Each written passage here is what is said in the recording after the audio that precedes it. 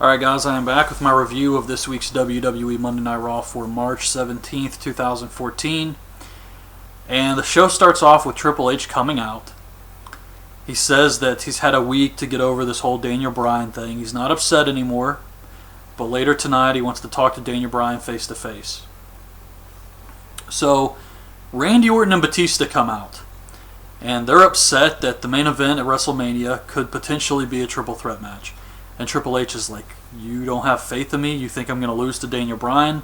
So they all start arguing. Triple H lays into him. He says, I'm sick of all of this. I'm sick of Hollywood movie stars coming back and trying to tell me how to run a business. I'm tired of technically gifted guys having to rely on me to hold their hands to win matches. And he just goes off on Batista and Orton, which was cool. And he actually says that there will be a triple threat match at WrestleMania 30, because if he beats Daniel Bryan, he's going into the triple threat match for the title. Now, at first, I'm sure a lot of people are thinking, someone has to stop this egomaniac. But if you think about it, this is actually good. The main event needed to be a triple threat match regardless. You cannot just go out there with Batista and Orton. It's going to be terrible. So it needs to be a triple threat match. But having Triple H make this announcement adds more excitement to the Daniel Bryan Triple H match. Daniel Bryan still needs to win this match. He has to win this match. But I do think Triple H being in the match and potentially going for the world title later on adds more excitement to the Daniel Bryan Triple H match. And it will actually make it mean more when Daniel Bryan beats him at WrestleMania. Backstage, Batista's leaving. He says coming back was a big mistake. Then it's the Usos versus the Real Americans. And the Real Americans are getting along. Cesaro hits the neutralizer on one of the Usos for the win. They kind of screwed up the whole high five thing at the end of the match. Like Swagger was waiting for a high five and Cesaro didn't see it. Then Cesaro went for one and Swagger didn't see it. But other than that, they were getting along. Kane tells the Shield that they're becoming a liability. They speared him on SmackDown. Yeah, he told them to come out there and he asked them to attack the Big Show and they refused, and he attacked them first, but they still speared him. Of course they're a liability. Then it's Sheamus versus Titus O'Neil. They're doing some St. Patrick's Day stuff. Hornswoggle's out there. Titus O'Neil comes out dressed like a leprechaun or something, and he tries to beat up Hornswoggle. Sheamus bro kicks him, gets the win. Then Sheamus says he's going to win the Andre the Giant Battle Royal at WrestleMania. And Christian, who is doing commentary, attacks Sheamus and kill switches him on the floor. Cena comes out and he says he's afraid of Bray Wyatt. He's afraid of what he stands for, and he's afraid that the people may actually be listening to what Bray Wyatt's saying. This was good. I really like this. But it's just weird that he's coming out this week and talking about how he's afraid of Bray Wyatt when last week he was making a huge joke out of him. What the hell is this? So Bray Wyatt comes on the Titantron and he says that Cena's never faced anyone like him before, and he doesn't care if he dies at WrestleMania as long as the people see Cena the way he sees him. This was great stuff. It's Daniel Bryan versus Randy Orton, and Orton hits Daniel Bryan with a cane. And he looks up and he says, "It's no DQ. Ring the bell." You kidding me? There's no bell to ring. It's no DQ. That was hilarious. So he canes Daniel Bryan. Bryan canes him. Orton hits Bryan with a chair. And Batista comes out and spears Orton. Bryan covers him and gets the win. Then Batista hits the Batista bomb on Randy Orton. I thought the match was pretty good. And the finish with Batista, I mean, you have to add him in there. He's part of the main event at WrestleMania, so he's got to be included somewhere. So I thought this was fine. Paul Heyman comes out, and he says the last few opponents the Undertaker has faced at WrestleMania really pushed him to his limits.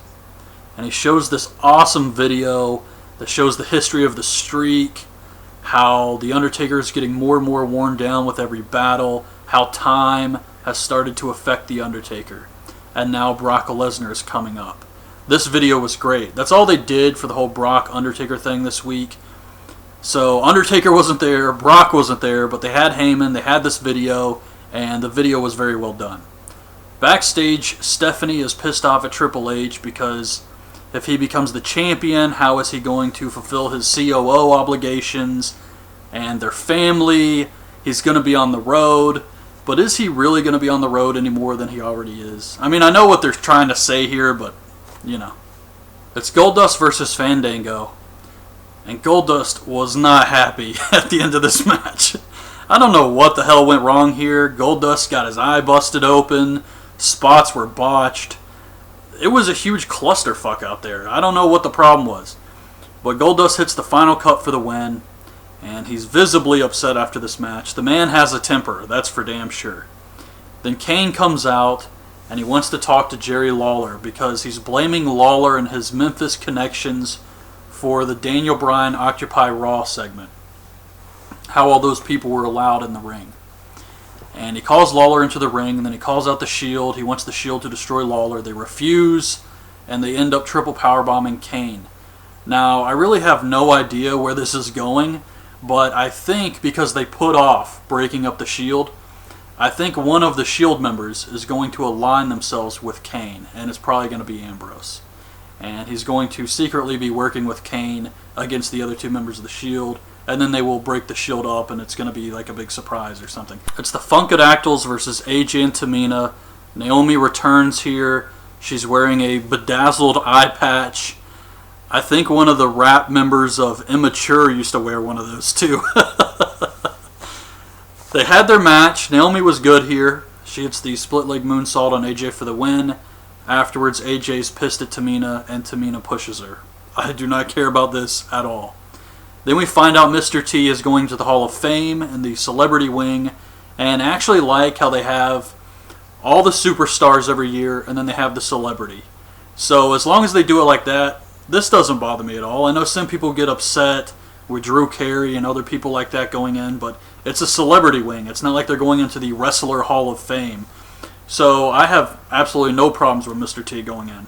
It's Big Show, Dolph Ziggler, Mark Henry, and Big E versus Ryback, Damian Sandow, and Alberto Del Rio. And I thought this match was boring as hell.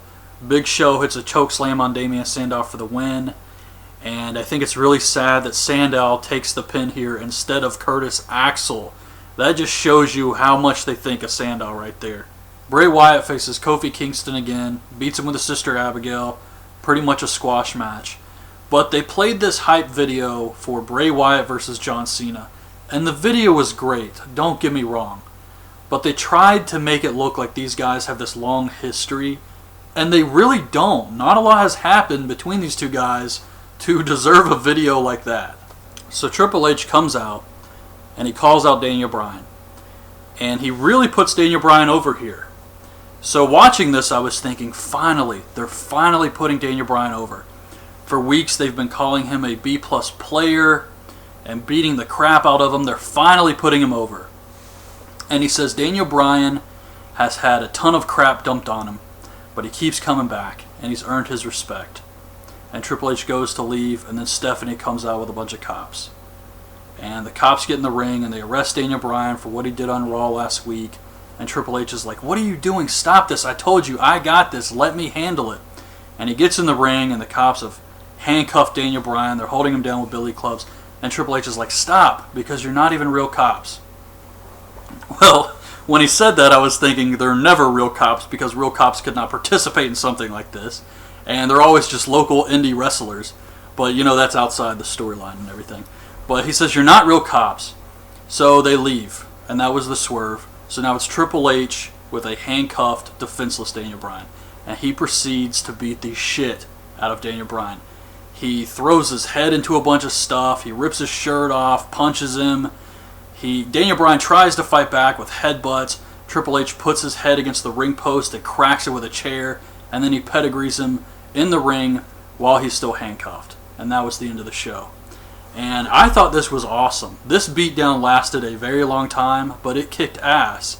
And whether you think that's good for the storyline, where Daniel Bryan is always getting beat up, at least they had him handcuffed here. I mean, that's one positive. And the beatdown did kick ass. It was fun to watch. So, Triple H. I'm not saying he is on steroids. But it is WrestleMania season, and the guy is huge, so I don't know. But as far as the show goes overall, I thought it was a decent show. Match-wise, there was nothing really great this week.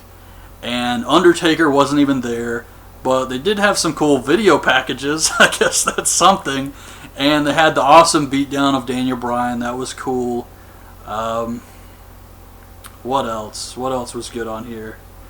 I mean, the Cena, Bray Wyatt stuff, their promos on each other were good too. So, yeah, it's hard to come up with something. So I actually would have to say this was probably below average now that I think about it some more. But anyways, that's my review. Hope you guys liked the video. Leave your thoughts on the show in the comments, and thanks for watching.